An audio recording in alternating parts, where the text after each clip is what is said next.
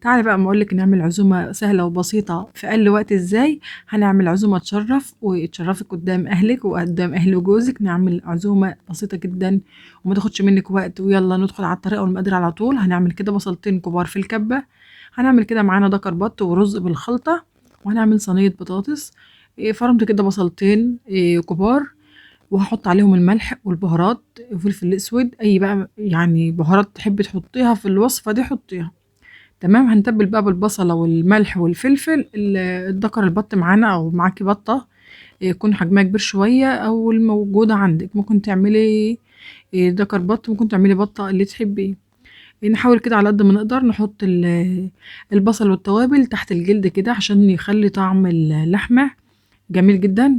يعني البصل بيفرق جدا في طعم اللحمة وطعم البط، ما يكون تحت الجلد كده ويخش في اللحم كده من جوه بيبقى طعمه جميل قوي.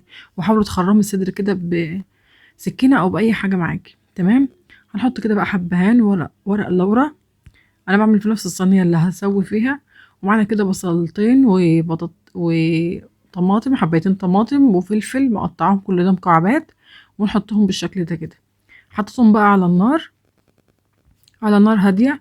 وبعدين بقى قطعت بطاطس حلقات بالشكل اللي انتوا شايفينه ده، وفرمت بصلة برضو كبيرة مع قرن فلفل مع ملح وبهارات، أي بهارات مشكلة موجودة عندك، والسبع بهارات. ونحط كده كاري ونقلبهم برضو مع بعض كويس قوي بالشكل ده كده.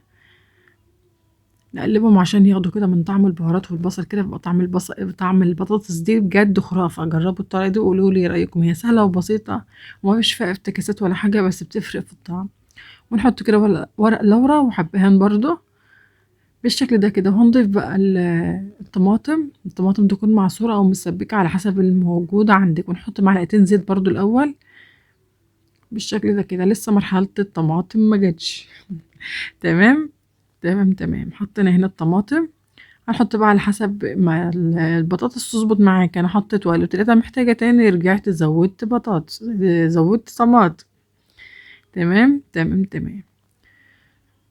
هنزود طماطم تاني ونقلبها برضو، ونحطها بقى في الفرن او على البوتاجاز زي ما تحبي يعني ممكن تسويها على البوتاجاز وتدخلها بس الفرن في الاخر تاخد وش.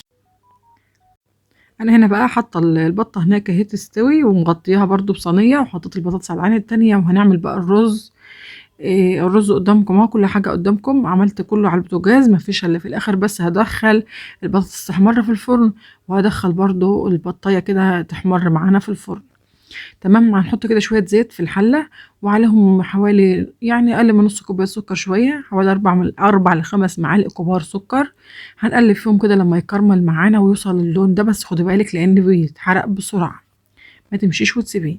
تمام. هنحط كده حوالي نص كوباية من لسان العصفور ونقلبه كده كويس قوي. وحاولي تعملي بمعلقة خشب عشان الكراميل بيسخن المعلقة.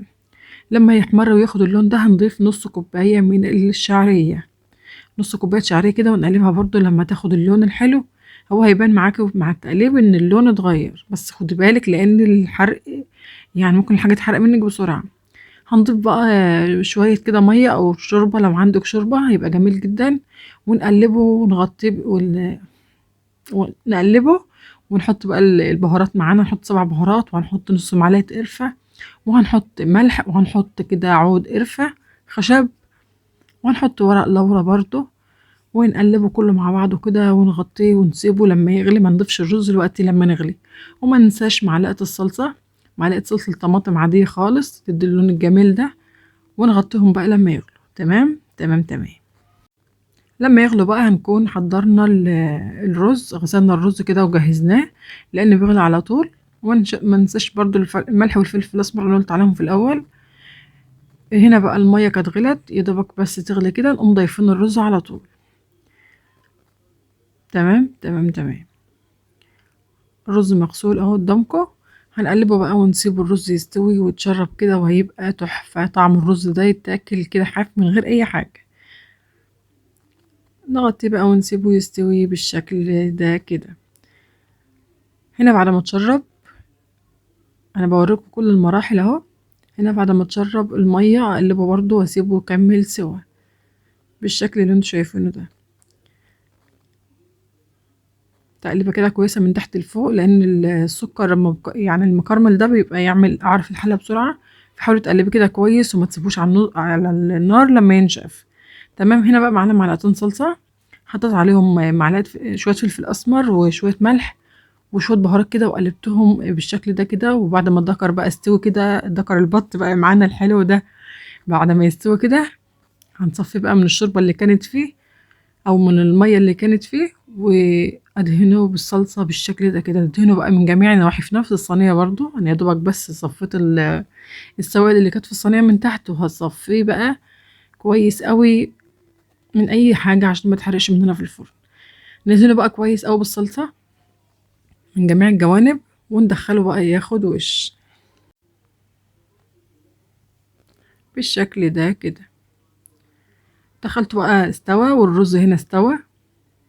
شايفين ما شاء الله الرز جميل ازاي. انا الحله بس عشان سخنه انا مش عارفه امسك.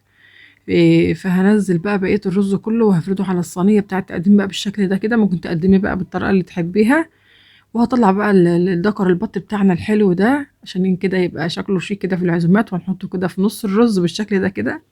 وكنت محمصه هنا فول سوداني، يعني مكسرات بقى تحمرها كده في نقطه زيت صغيره او في نقطه سمنه، وتوزعها بقى على الرز بالشكل ده كده عشان يبقى رز بالخلطه كده بالمكسرات، حاجه تشرف كده. وحطينا برضو حبيت طماطم كده، عملتها سبعات في تمانيات بالشكل ده. وزينت بقى الشكل، يعني زينت بقى الصينيه بالشكل ده. وهنا البطاطس بعد ما خدت وش في الفرن. ما تنسوش بقى تقولوا لي رايكم في الكومنتات ايه، وما تنسونيش في دعوه حلوه منكم. واستنوا فيديو جاي ان شاء الله. سلام عليكم.